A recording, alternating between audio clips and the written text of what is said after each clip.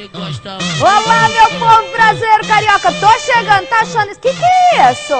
Tem um novo intruso na área no SBT Rio. Com vocês, esse é o Caveirinha, o novo convidado aqui do SBT Rio. E você pode... Deixa eu ver, é só na dança, ó. Que gingado é esse? Esse é o Caveirinha, que invadiu e não tem nome. Você aí de casa pode dar um nome pro nosso novo companheiro do SBT Rio. Batize o Caveirinha, tá na rede social, tá aí, pode colocar o nome. Ele vai estar aqui pra mostrar também, como forma de indignação, quem que tem que sambar o esqueleto no SBT Rio. Você agora pode botar o esqueleto pra sambar. É só colocar o nome, a hashtag aí, batize o Caveirinha, o nosso novo companheiro. Solta o som, Dri, vai, só no Caveirinha.